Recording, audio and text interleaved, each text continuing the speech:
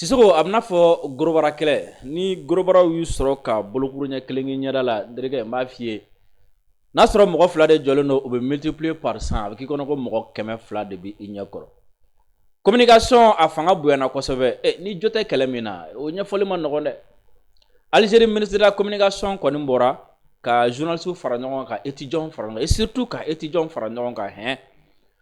ko ni tile fila mankan min ni an b'a la ko journaliste mɔgɔ 9,000 ko o de faralen don ɲɔgɔn kan waati ko ka Algérie kɛlɛ donc ko cɛ non AES puissance ma ye ni y'a m'a daminɛ fɔlɔ an bɛ entraînement na ni entraînement yɛrɛ tɛ an bɛ échauffement de la fɔlɔ ale yɛrɛ bolo ko diɲɛ bɛɛ b'a contre la quoi Sisoko n y'a f'i ye yan ko Algérie ye narratif min ta n ko Algérie a du mal ka Algériens yɛrɛ convaincre an bɛ n'o preuve yir'i la bi Algériens yɛrɛ bi ka min fɔ an bɛ n'o preuve yir'i la bi ani Algériens yɛrɛ bolo o ka ministre de la communication kan ka baara min kɛ an bɛ n'an da don o la siga t'a la an hakili kunu aw bɛɛ ye video ye video minnu b'a sɛbɛnciya k'a fɔ ko fɛn min ye Yadi Agali ye ka taa se Mahamudu Bari ma ale ni Bilal Aga Cherif olu kɔni yira video la video min ni terroristes yɛrɛ ka sites caman bɛ yen olu y'a yira k'a fɔ ko Yadi tun bɛ yen wa olu y'a yira k'a fɔ ko video in ye Tinzawatène ye hakili aw caman bɔra kalama k'a fɔ ko Algérie tun tɛ fɛ mɔgɔ minnu ka faga o ye olu ye ni Ala sɔnna ma bi an bɛna an da don nin thème in na k'a walawala aw ye kosɛbɛ aw bɛna faamuya o tɛmɛlen kɔfɛ an bɛ se k'a fɔ ko fɛn min ye AES ka fara ɲɔgɔn kan u ka kelenya halisa Ala bɛ ka barika don a la ka fanga don a la forum de la diplomatie min ni a daminɛna Turki jamana kan u ka dugu min bɛ yen n'u b'a fɔ a ma ko Antalya ni ale tako 4nan ye nin ye Mali Burkina Niger olu kɔni ye panel dɔ animé a affaires étrangères 3 o kɔnɔna la i b'a dɔn kɔsɛ na fɛn min ye campagne dɔ tara ka ɲɛsin Mali ma u taara rapport caman kɛ ko n'i ye Sahel ta ka lajɛ nin waati na ko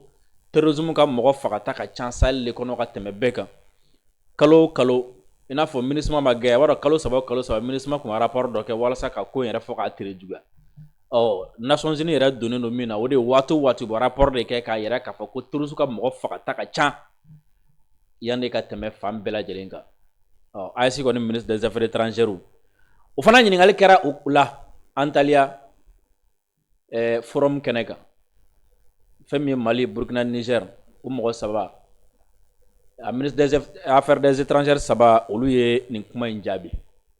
nka an ye Burkina ministre des affaires étrangères ale jaabili min k'a ko la ni Ala sɔnna ma parce que ale jaabili di avec des précisions en chiffres parce que u 3 bɛɛ jaabi di mais u bɛɛ u ka jaabi accès côté dɔ kan o de la an ye Burkina ministre des affaires étrangères ka jaabi a bɛna nin kuma in jaabi cogo min na ni Ala sɔnna ma an bɛna o lamɛn ɲɔgɔn fɛ inshallah o la an b'a ɲini aw fɛ video a ka aimer ka partager ka cœur caman bila aw minnu bɛ k'an lajɛ nin waati na an ka page Facebook kan k'a fɔ aw ye video a ka aimer aw ka partager aw ka cœur bila sabula aw ka j'aime ni aw ka partager a bɛ kɛ sababu ye ka video sankɔrɔta a bɛ kɛ sababu ye ka video yebaga caya wa a bɛ kɛ sababu ye fɛnɛ fɛn min minnu sigilen don ka video signaler olu ka baara bɛ kɛ fu ye aw kana ɲinɛ ka abonner an ka page Facebook la aw minnu fana bɛ nin waati na ko aw bɛ k'an lajɛ an ka chaîne YouTube kan an b'a ɲini aw fɛ video aw ka aimer ka partager ka cœur caman bila surtout aw ka abonner an ka chaîne YouTube la ni a bɛ mɛmɛ ta ka video la YouTube sanfɛ a y'aw gɛlɛya aw ka taga an yɛrɛ ka chaîne YouTube ɲini a ka video ninnu lajɛ o de nafa bɛ s'an ma kosɛbɛ o b'a to parce que an bɛ émission fɛn fɛn kɛ mɔgɔ tɛ wari di an ma dɛ a bɛɛ lajɛlen bɛ bɔ YouTube in de la an bɛ so sara n'ale de an bɛ abonnement sara n'ale de an bɛ baara kɛ ni ale de o la n'a bɛ video lajɛ a ye taa ɲini an yɛrɛ ka chaîne YouTube kan n'a y'a lajɛ o la o nafa bɛ se anw ma kosɛbɛ ka tila ka ɲini mɔgɔ de bɛ yen nɔ ko an bɛ émission minnu kɛ k'u b'a ta YouTube kan an bɛ a ɲini u fɛ u k'a jɔ mɔgɔ b'an ka video ta YouTube kan k'a sɔrɔ an ka yamaruya ta an b'a ɲini a bɛɛ lajɛlen fɛ a bɛɛ lajɛlen k'a jɔ sabula n'an tilala nin video in na sisan n bɛ taa YouTube kan k'a lajɛ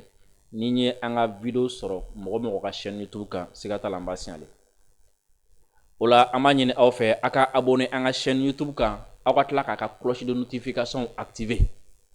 o la o b'a to an mago bɛ min na an bɛ o sɔrɔ bi ye sibiri ka bɛn avril kalo tile 12 ma san 2025 katita bɔlen kɔfɛ a la an y'a ye fɛn min ye maliyɛn minnu sigilen don Paris u caman bɔra bi Burkinabé kun b'a la Niger b'a la u caman bɔra bi ka Paris bɔlɔ minɛ u kun bɛ yɔrɔ min na o ye Clichy ye ka u ka manifestation kɛ k'u ka dusumangoya yira ka sin Algérie ma k'a fɔ ko Algérie ni bingani wale min ta ka Mali sɛgɛrɛ k'u ma jɛn ni a ye mɔgɔ mɔgɔ kun bɛ a manifestation na mɔgɔ mɔgɔ kun bɛ a ɲɛma mɔgɔ mɔgɔ bɔra an bɛ a bɛɛ lajɛlen fo an yɛrɛ kɔrɔmuso Belfi an b'a fo Lamzo an y'a ye kɛnɛ kan an b'a fo Dani de Paris fo ka taga se Balayira ma u ka can kosɛbɛ an bɛ u bɛɛ lajɛlen fo u ka nin wulikajɔ la sabula u fana u ye ɲɛbɔ an na ni n b'a f'i ye n ko Algérie baara de sɔrɔ ni c'est-à-dire an bɛ yɔrɔ min na i n'a fɔ bi AES kɛlɛli ma nɔgɔn dɛ wallahi n'i sera AES ma dɔrɔn i b'a dɔn k'a fɔ k'i sera fɛn ma quoi hali ni ye diɲɛ appareil bɛɛ d'i ma ka diɲɛ télé ni diɲɛ radio bɛɛ d'i ma ka mɔgɔ miliyari 1 d'i ma n'i sera AES ma dɔrɔn i b'a dɔn k'a fɔ ko dɔ bɛ senna diɲɛ kɔnɔ quoi wa o mangoya kelen de o sɛgɛn n'o degun i b'o sɔrɔ dɔwɛrɛ tɛ dɛ parce que an bɛ tiɲɛ kɛlɛ de la c'est-à-dire an tɛ ka se mɔgɔ ma anw bɛ k'a ɲini ka balo aw bɛ k'a ɲini ka anw mago sa Bamakɔ kɔnɔ yan nɔ CICB la manifestation kun bɛ yen nɔ Kayi manifestation kun bɛ yen nɔ Menaka manifestation kun bɛ yen an ye photo dɔw fana ye u y'a yira n na k'a fɔ ko o kun ye Nioro du Sahel ye manifestation kɛra yɔrɔ o yɔrɔ bi walasa ka nin ko in ka a ko kɔn i b'a dɔn manifestation kɛ o kɛ o ye campagne dɔ fana ye ka ɲɛsin Algérie ma tuguni quoi ali m'a f'i ye Algériens ka ca an ka page kan sisan an b'u bɛɛ fo Algérien fɛn fɛn abonné n'an ka page Facebook la o minnu b'a la YouTube kan an b'u bɛɛ fo minnu bɛna faamuyali ɲini na minnu yɛrɛ bɛ na n'olu dimine yɛrɛ taara u bɛna min fɔ bilen quoi an b'olu bɛɛ lajɛlen fo quoi k'a yira aw fɛ halisa video aw ka aimer aw ka partager aw ka cœur caman bila Boisson Promax boisson do boisson min ni a ka ɲi adamaden ma surtout an bɛ nin funteni waati min na bɛɛ lajɛlen b'a dɔn an bɛɛ lajɛlen mago bɛ énergie la wa an mago bɛ an bɛ énergie min fournir an ka se ka a récupérer boisson énergétique Promax ye boisson ni aw b'a min a ka fisa aw ka énergie récupération ma kosɛbɛ kɔɲɔ yɔrɔw la denguni yɔrɔw la ani jamajɛ yɔrɔ fan o fan boisson Promax a y'a kɛ aw taalan ye Sumi création ni ale de kɛlen don ka an labɛn bi ka an pari bi fini min bɛ an kan na Sumi création ni ye ale bolonɔ ye ka Sumi création ka a fɔ kosɛbɛ ni aw fana bɛ fɛ aw ka labɛn nin labɛn cogo ninnu na ni aw bɛ fɛ aw ka pari ta ni nin fini ninnu n'a jara aw ye n'a modèle jara aw ye a ye fɛɛrɛ kɛ aw ka Sumi création wele téléphone numéro la ni o ye 76 72 66 85 n'a y'o kɔngɔ aw ni Sumi création aw bɛ ɲɔgɔn sɔrɔ an bɛ taga Seneweb mɔgɔw ka fan fɛ an bɛ tila ka segin ka ɲɔgɔn sɔrɔ studio kɔnɔ Malien minnu bɛ Amérique, Canada, Angleterre, Irlande, France, Allemagne, Belgique, Italie fo ka taga se Espagne ma désormais aw bɛ se ka to nin jamana ninnu kan ka wari ci kana Mali la surtout an bɛ ka don sunkalo la ka wari ci kana teliya la a ka se ka kɛ sunkalo musakaw walima ka kɛ seli musakaw ye i b'a ci mɔgɔ ma ka taa ta nɔgɔya la k'a sɔrɔ a ma gɛlɛya jan sɔrɔ a la a fana ka se a ma miniti damadɔni kɔnɔna la o sababu ɲuman o ye application Seneweb ye Seneweb ye application min n'a bɛ sɔrɔ Play Store fɛ a bɛ sɔrɔ App Store fana fɛ n'i y'a télécharger k'a sigi ka téléphone kɔnɔ k'a dayɛlɛ i b'a dayɛlɛ n'i taara sanfɛla la i b'a ye a bɛ tɔgɔ ni jamu a b'o demander i b'o don a b'i ka adresse email demander i b'o don a b'i ka téléphone numéro demander i b'o don a bɛ mot de passe demander i b'o don i bɛ fɛ ka wari ci ka taga jamana min na a b'o fana demander i b'o fana don i bɛ se duguma i b'a ye case fila bɛ yen i b'olu cocher ka cliquer fo dugumana la o ye compte kɛlen y'i bolo Seneweb la o t'a bannen dɛ i bɛ t'i ka profil kɔnɔna la n'i taara i ka profil kɔnɔna la code promo i b'a sɛbɛn Dirisa 10 i siɲɛ fɔlɔ ka Seneweb utiliser ka code promo Dirisa 10 utiliser Seneweb b'i bisimila ni 10 € gratuitement wa a nafa bɛ se ne fana ma a fana bɛ kɛ sababu ye ne fana bɛ n ka sunkalo musakaw sɔrɔ a la k'a sɔrɔ i ma fɛn ci ne ma wa i kɛko fɔlɔ ka wari ci ni Seneweb ye ka na Mali la o ye fufalaki aw minnu bɛ Europe jamana kɔnɔna la ni ciko fɔlɔ bɔra a la a bɛ fɛɛrɛ mankan dɔrɔn de sara n'o ye 1,99 € ye wa n'a ye wari ci mɔgɔ ma Seneweb fɛ ka bɔ nin jamana ninnu na ka na Mali la n'a ye aw ja a b'a ci min ma a b'a ci a ma Orange Money fɛ a bɛ taa ta teliya la walima n'o man di aw ye a b'a ci a tigi ma Wave fɛ hali ni Wave compte t'a bolo a bɛ se ka wari ci a ma Wave fɛ ni a ye message sɔrɔ yɔrɔ min na dɔrɔn a bɛ taa Wave mɔgɔw ka yɔrɔ la dɔrɔn automatiquement o bɛ compte créer ka di a ma a bɛ wari retirer kalo la a bɛ se ka wari ci ni Senegal ye fo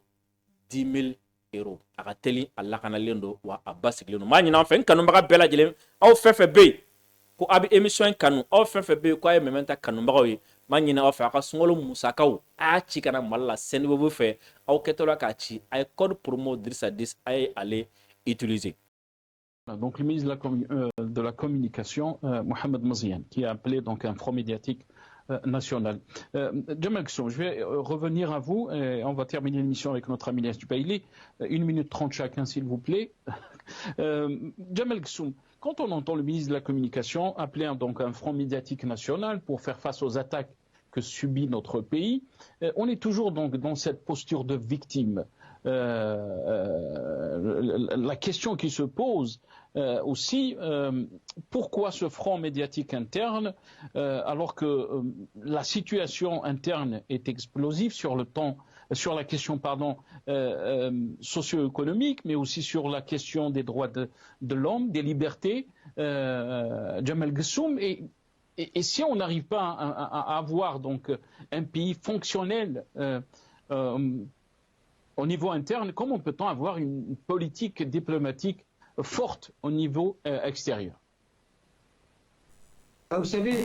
la question du ministre qui intervient sur ces questions,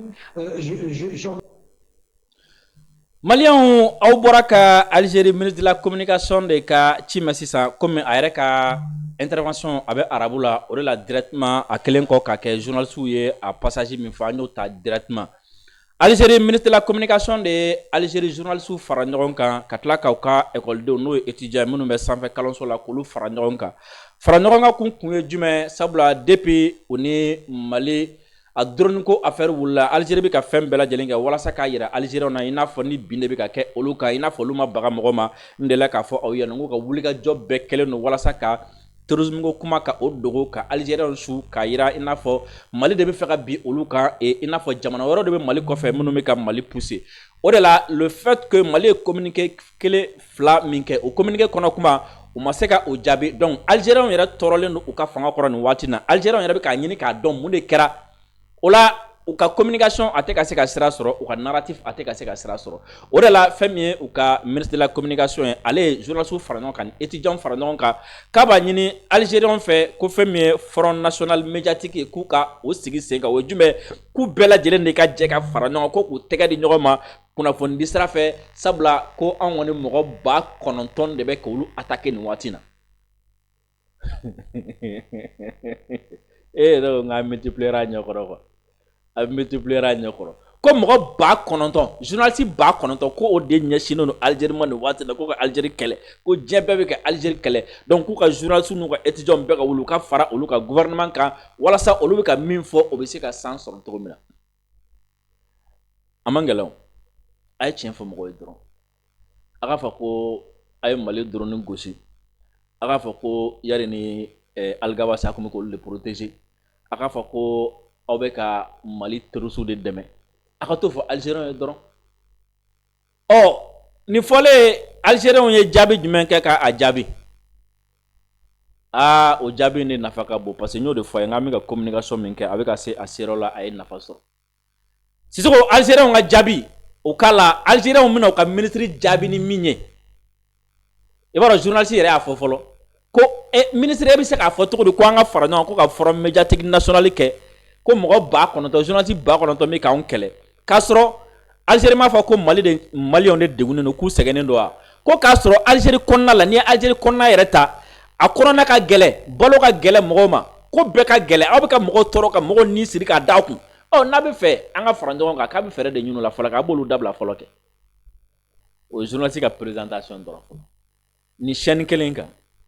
Algérien et puis Algérien bɛ jaabi kɛ di mɔgɔ gansan yɛrɛ u ka expert dɔ de don ale de ye jaabili kɛ Sisoko a ka jaabili di an ma an ka jɛ k'a lamɛn ɲɔgɔn fɛ. Et je persiste à dire que nous n'avons pas affaire à une agression contre l'Algérie, comme se complaît à le répéter à l'envi ce régime via tous ces outils de propagande et ces relais dont nous savons beaucoup sur cette connivence aux côtés de ce même régime qui tente de faire passer donc cette crise pour une attaque en règle. Et je persiste à dire que nous n'avons pas affaire à une agression contre l'Algérie, comme se complaît à le répéter à l'envi ce régime via tous ses outils de propagande et ses relais dont nous savons beaucoup sur cette connivence aux côtés de ce même régime qui tente de faire passer donc cette crise pour une attaque en règle contre l'Algérie, comme l'a si bien répété de façon très grossière, d'ailleurs très primaire, j'allais dire, le ministre de la Communication qui a affirmé devant un parterre de journalistes et d'universitaires en communication que le monde entier en veut à l'Algérie, qu'il a mobilisé plus de, je reprends ses propres termes, 9000 journalistes juste pour ternir l'image de l'Algérie et la faire passer pour ce qu'elle n'est pas, selon lui. Ako togodi ako d'abord ale be fe ka yira diɲɛ bɛɛ lajɛlen na k'a yira Algériens bɛɛ lajɛlen na ko Algérie fanga bɛ ka wuli ka jɔ min kɛ ni o de k'a yira k'a fɔ ko bin de bɛ ka kɛ Algérie ka ko kuma in ko ti tiɲɛ ko Algérie bɛ k'i yɛrɛ victimiser ka kɛ n'a fɔ mɔgɔ de binna ale kan Mali de binna ale kan diɲɛ de binna ale kan ko kuma in ti tiɲɛ dɛ ko mɔgɔ ma bin Algérie kan donc ni mɔgɔ ma bin Algérie kan o kɔrɔ ye jumɛn ko Algérie de ye binganikɛla ye Algérie de binna mɔgɔ kan sinon mɔgɔ ma bin Algérie kan ko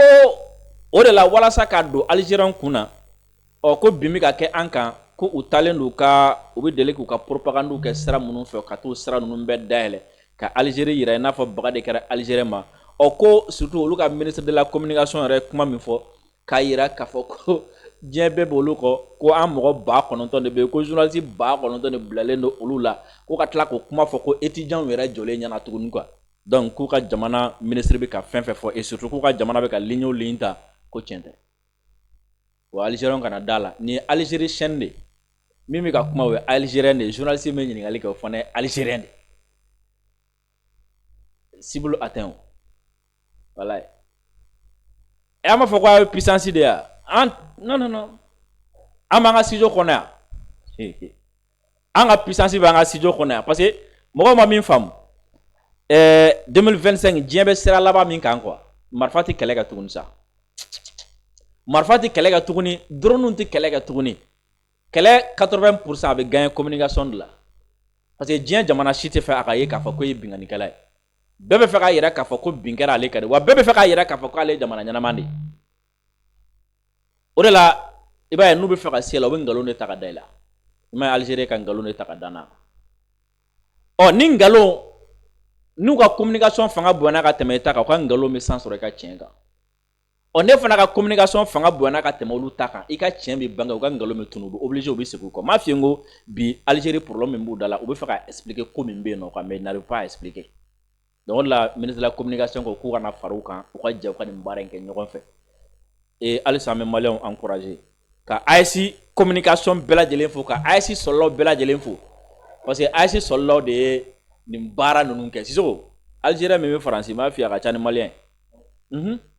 mais bi kɔni i ye Mali ka manifestation ye i ye AES ka manifestation ye tiɲɛ tɛ yɔrɔ dogolen o mais sauf que Algérie bɛ ka essayer k'a bɛ yɔrɔ min dogo a yɔrɔ a bɔra kɛnɛ kan k'a fɔ a bɔra kɛnɛ kan fɛn min Algérie ministre des affaires étrangères n'o ye Mohamed Atafu de tɛ yan Algérie u ka chaîne dɔ bɛ yen ko Algérie Gate ale bɔra ni kuma in ye wa ministre yɛrɛ ka kumakan b'an bolo yan ministre ka kumakan traduilen b'an bolo yan kumakan min b'a yira ko siga t'a la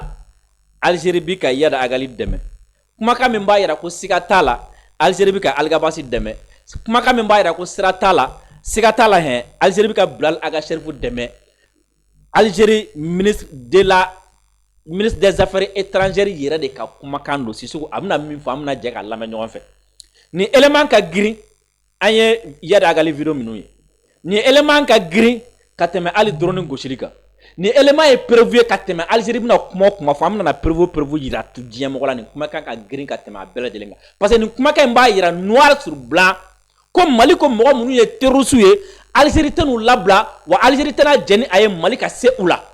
akuma bina bo Algérie ministre des affaires étrangères de da sisa ne ka kuma tɛ Mohamed Attaf de da bena kuma info wa uga chaîne min be uga site min be no Algérie geti a ketola ka vidéo publier no Mohamed Attaf ka vidéo publier a Algérie geti ko togodi ako ko an ka jamana ministre des affaires étrangères ni cika de di risuma donc ko Algérie tara kuma min fo risu ye terrorisme ko kuma inka Mali ko kuma ka ko de ni donc premièrement on va ira ko Algérie ni risu be ñogona deuxièmement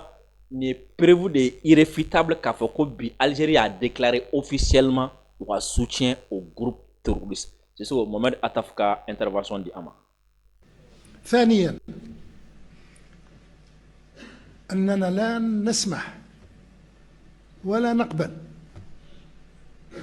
كجزائريين بأن تحول حركات سياسية كانت أطراف موقعة على اتفاق الجزائر أن تحول بين ليلة وضحاها إلى عصابات إرهابية. هذه الجماعات هي الجماعات التي سيتم التفاوض معها مستقبلا. معاودة التفاوض هي آتية، يعني التفاوض والوساطة الجزائرية آتية وسيعود وقت الحل السياسي والجزائر ستكون. أمبارح Algérie ministre des affaires étrangères de intervention la mais comment be arabu la akona joro anya kuma yira arabu kan folo na arabu kan folo la ku ka korof anya anga je ka la me ñogon fe ay kuma min fo akoro anga je ka la me ñogon fe yana nga na commentaire la ako flana e ka do an teson andena jana e fiu an Algérie kaw ka fo jama ko membe ni mouvement politique do munu yo bolono bla accord d'Algérie ka fo ko shukune do sajeje o wulu ton khayla me ko wele ko terrorisme ko di jenol ko anya ben jama ala maka nyara anga siga ala maka flana e ka do an teson andena jana e fiu an Algérie kaw ka fo jama ko membe ni mouvement politique do munu yo bolono bla accord d'Algérie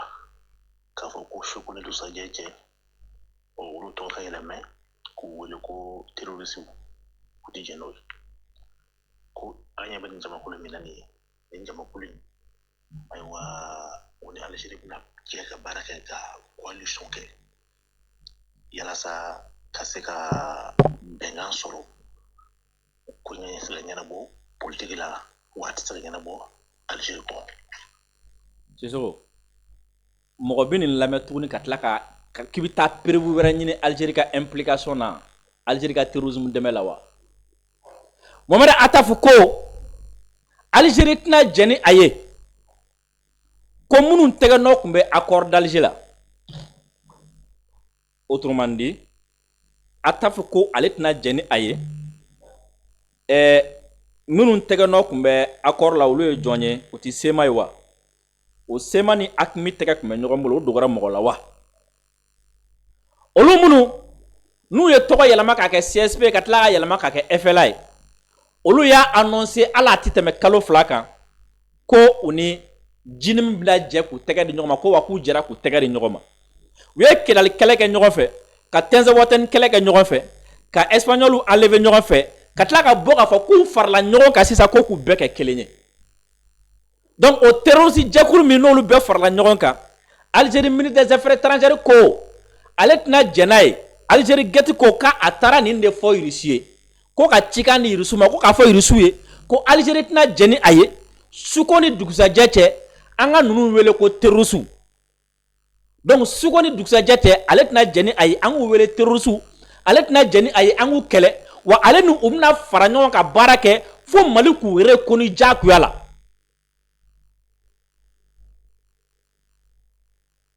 minnu ko anw de kɛlɛtigɛlaw ye minnu ko anw de bɛ kɛlɛ la minnu ko anw de donta anw bɔta yalama ne ni musalaka yɔrɔ bɛ mɛn sisan Algérie ministre des affaires étrangères ka t'i sigi ko a tɛna jɛni a ye an ko minnu ye terroriste ale tɛna jɛni a ye olu ka wele terroriste donc n'ale ma jɛni a ye olu ka wele terroriste atna jeni ay angu kele na fa terrorisme n'ale ma jeni ay angu kele na fa terrorisme donc ale bna wuli ka job beke mun ba to an kana se k'u faga an kana se k'u kele donc ni ale bna wuli ka job beke wala an kana se o la khoro jume ale bna wuli ka job beke k'u dɛmɛ wala sa ka fanga sɔrɔ ama kila ka dawma de ko ani nunu mina jɛ ka baara kɛ ɲɔgɔn fɛ wala sa ka imposer Mali kunna fo ani nunu nga sigi kuma fo ani nunu nga bɛn jagoya la kuma wɛrɛ bɛ nin kɔfɛ jɔn mago bɛ preuve wɛrɛ la bilen e bɛ mun preuve wɛrɛ ɲini nin kɔfɛ bilen Algérie ka implication na terrorisme na yada gali dɛmɛni na nin kuma kɔfɛ drone gosira o yada kun bɛ kɛnɛ kan o Kufa kun bɛ kɛnɛ kan o Mamadou Bari kun bɛ kɛnɛ kan o Blale kun bɛ kɛnɛ kan est-ce que o yɛrɛ man kan tɛ ka ɲɛɲini bilen yɛrɛ nin kɔfɛ ka taa communiqué kɛ Mali y'a fɔ cogo min na n'a sɔrɔ n'a kɛra ten Burkina y'a fɔ cogo min n'a kɛra ten Niger y'a fɔ cogo min n'a kɛra ten est-ce que o kan ka ɲini bilen nin kuma kɔfɛ est-ce que mɔgɔ kan ka ɲininkali yɛrɛ kɛ bilen Algérie wa nin régime ye régime sugu jumɛn comment est-ce que aw bɛ se ka taa sigi Tebou ni ka t'i sigi ko Mali t'ale kɛrɛfɛ jamana ye dɛ a balimaw de ka t'i sigi k'i balimaw ma ko mɔgɔ minnu bɛ k'aw faga mɔgɔ minnu bɛ k'aw ka jamana ci minnu bɛ ka joli bɔn aw fɛ ka tasuma mɛnɛ aw fɛ yen ne tɛna jɛni a ye aw k'u wele ko terroriste wa ne tɛna jɛni a ye aw k'u kɛlɛ i n'a fɔ terroriste wa ne bɛna fara u kan an bɛna jɛ k'an tɛgɛ di ɲɔgɔn ma ka baara kɛ fo aw ka sɔn u la diyagoya la nin ye kuma tɛ nin kɔfɛ dɛ kuma tɛ nin kɔfɛ dɛ n t'a dɔn an bɛna mun wɛrɛ ɲini bilen n'i y'a ye Algérie ministre de la communication bɛ taa bɔ k'u ka forum médiatique national kɛ dɔwɛrɛ tɛ parce que a t'a dɔn ale ka ministre ye nin kuma minnu fɔ ale ka jamana ye nin wulikajɔ minnu kɛ maliyɛnw bɛ ka ɲɛfɔli minnu kɛ maliyɛnw bɛ ka marche minnu kɛ a t'a dɔn a bɛna taa ɲɛfɔ Algériens ye cogo min na a t'a dɔn a bɛna Algériens convaincre cogo min k'a fɔ ko olu ka jamana ni terroriste tɛ ɲɔgɔn bolo a t'a dɔn a bɛna Algériens convaincre cogo di k'a fɔ ko Algérie yɛrɛ a ministre de la défense d'ailleurs i tɛna ka yiri la k'a fɔ ko Algérie tɛna se ka ɲɛfɔli kɛ parce que Algérie yɛrɛ diɲɛ don o don Algérie bɛ communiqué de kɛ k'a yira Algériens na ko olu bɛ ka terroriste kɛlɛ aw bɛ ka terroriste minnu kɛlɛ Algérie bɛ se ka taa yira Algériens na cogo di ko anw bɛ ka terroriste kɛlɛ Algérie an bɛ ka terroriste dɛmɛ Mali la Algériens b'o faamu cogo di donc o de la ko tɔw ka fara pour que k'a yira aw la k'a fɔ ko Algériens bɛ ka t'u ka jamanadenw bolo fo k'u bɛ terrorisme kɛlɛ la an bɛ taga sisan k'an to direct la an bɛ taga Algérie ministère de la défense u ka site officiel kan ministère de la défense ministère de la défense Algérie aw bɛ k'a taper nɔfɛ k'a fɔ aw bɛ k'a taper nɔfɛ hɛn an bɛ don a kɔnɔna la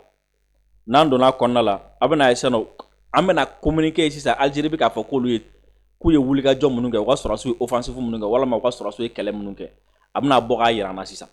o la aw bɛna dɔn k'a fɔ ko Algérie tɛ se ka taa mais communiquer bilan attention an bɛna le dɔɔni voilà parce que an bɛna le 9 ani le 8 o ye communiqué min kɛ on va prendre ces communiqués là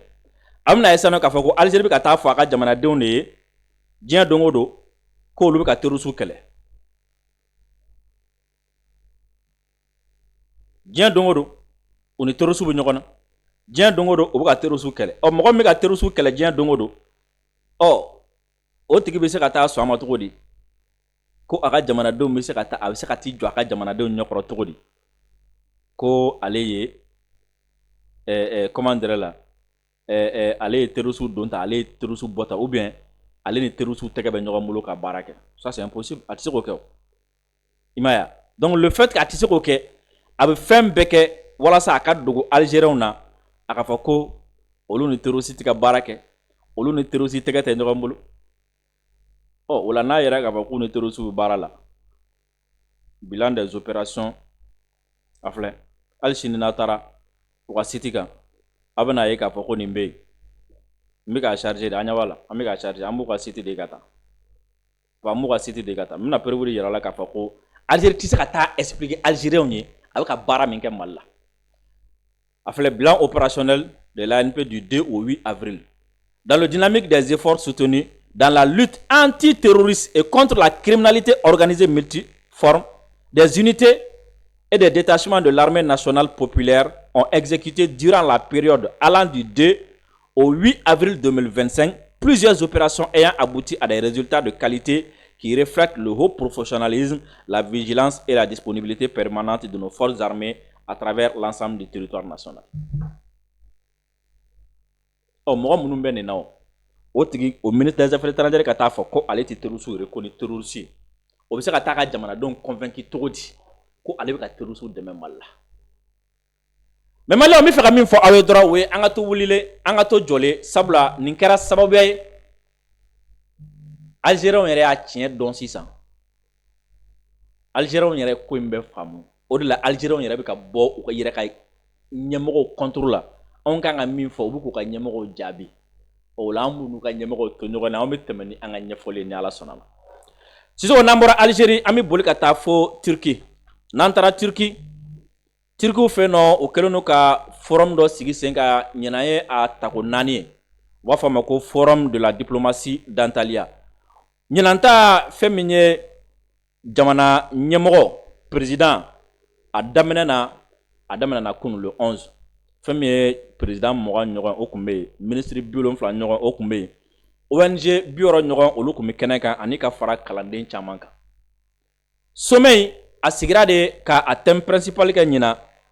ko u ka privilégier la diplomatie dans un monde qui diverge. Ko n'an bɛ ko o ko kɛ an ka diplomatie de bila sen kan kɛrɛnkɛrɛnnenya la an bɛ diɲɛ min kɔnɔ sisan nɔ ni mɔgɔw ka kuntilennafɛnw tɛ kelen ye kosɛbɛ.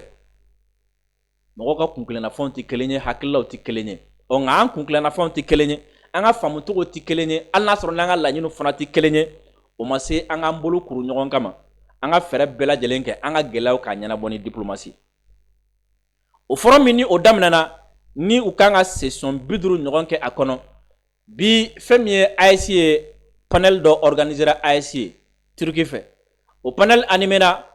Mali ministre des Affaires étrangères, Burkina ministre des Affaires étrangères ani Niger ministre des Affaires étrangères.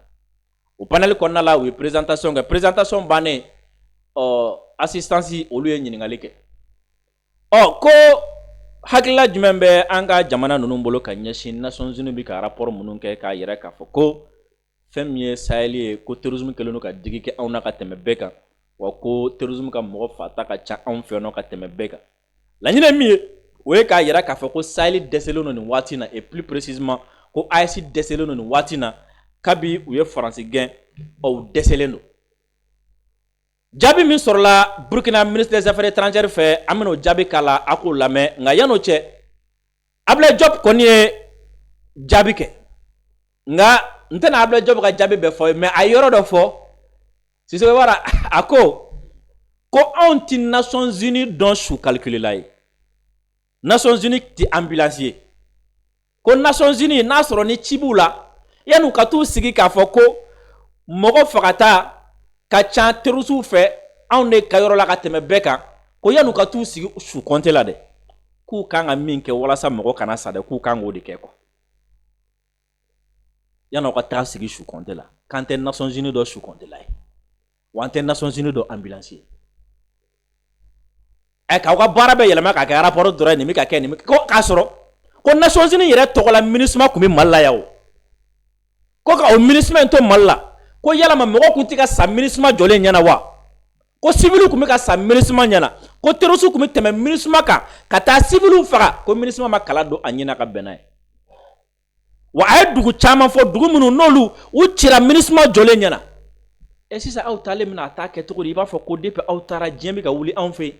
ko nin moyen bɛɛ bɛ aw bolo aw de ye diɲɛ seleke naani tɔnba ye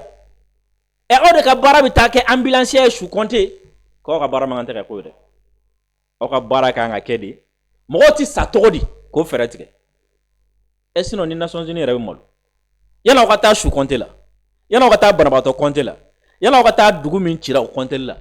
anw taara plainte k'aw fɛ yen ko Faransi de bɛ mɔgɔw faga anw fɛ yen Faransi de bɛ dugu ci anw fɛ yen Faransi de bɛ mɔgɔw bana anw fɛ yen yan'aw k'aw sigi ka rapport kɛ ka su compte aw t'aw sigi an ka rapport kɛ sabu Faransi ka culpabilité an k'o ɲɛɲini yan.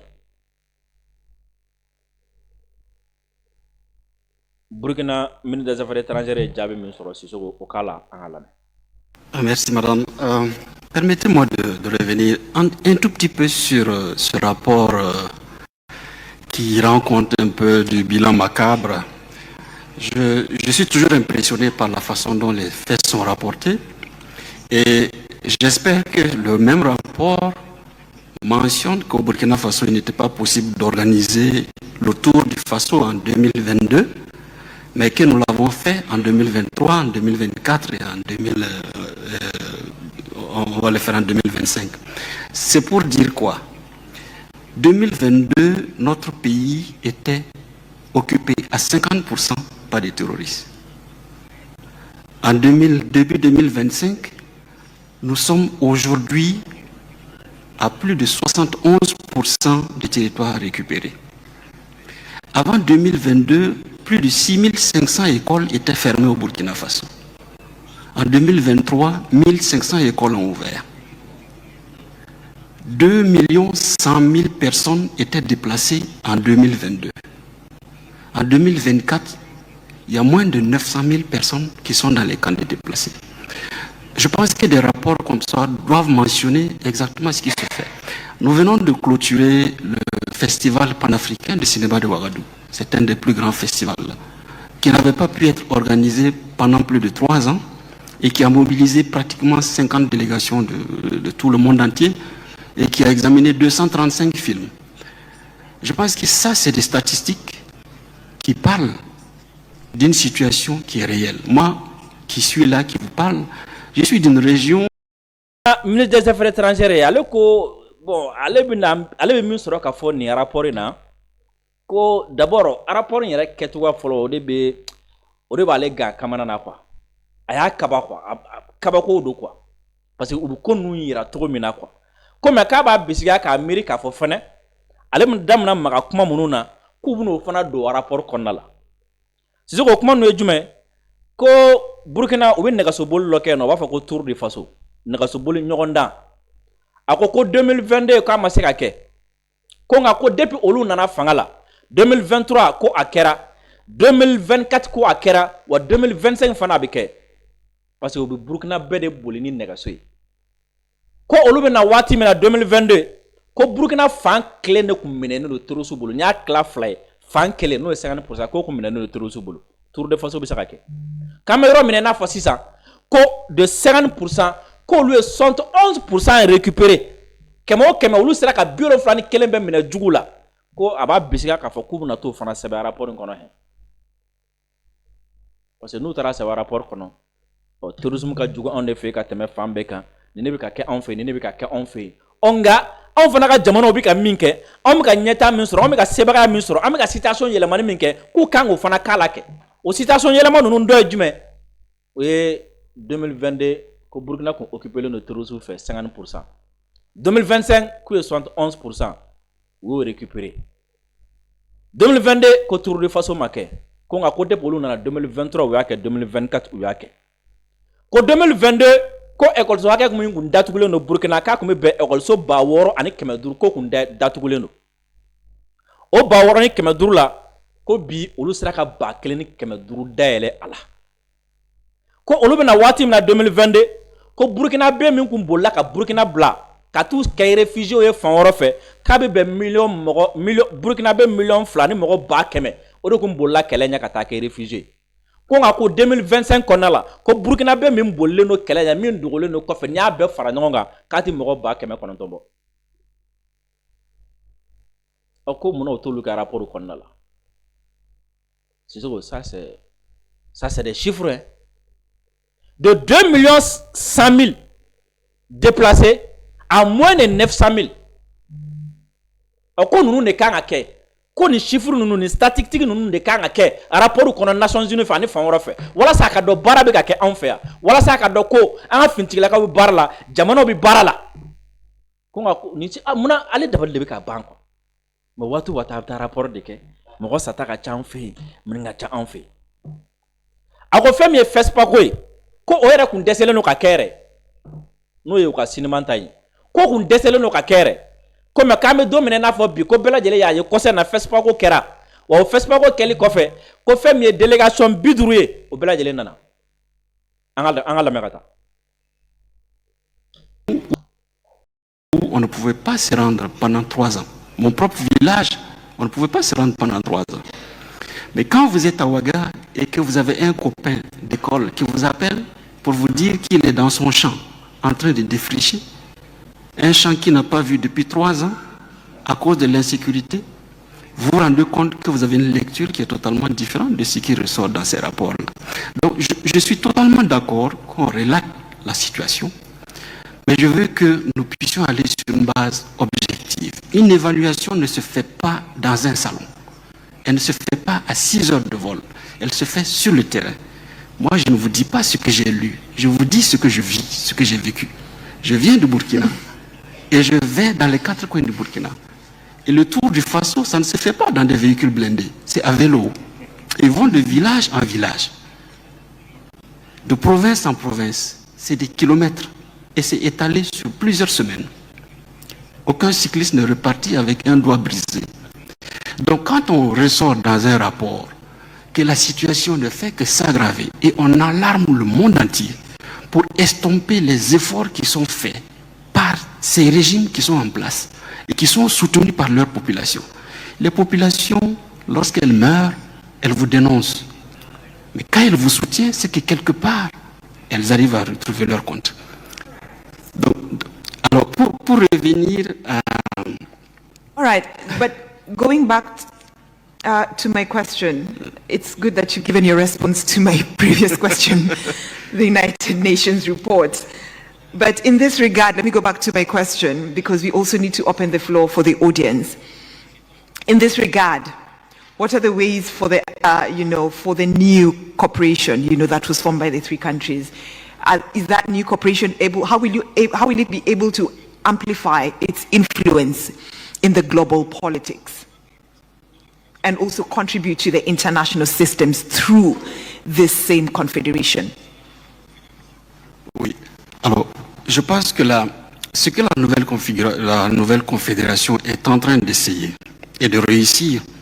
c'est d'abord d'offrir de nouvelles perspectives à cette entité qui a été longtemps confinée et présentée comme l'espace des... Je veux dire, c'est une périphérie sans intérêt. Je crois que le ministre Diop est revenu là-dessus. Nous envisageons de recentrer les choses sur nos propres capacités. Offrir un espace sécuritaire aux investisseurs. Au Burkina Faso, nous avons inauguré plus de 5 usines cette année. Je crois que si la situation était aussi dangereuse que ça, on n'aurait pas vu des investisseurs. Quelque part, je crois que là, c'est en train de s'améliorer. Travailler à créer un marché sahélien d'abord, animé par des Sahéliens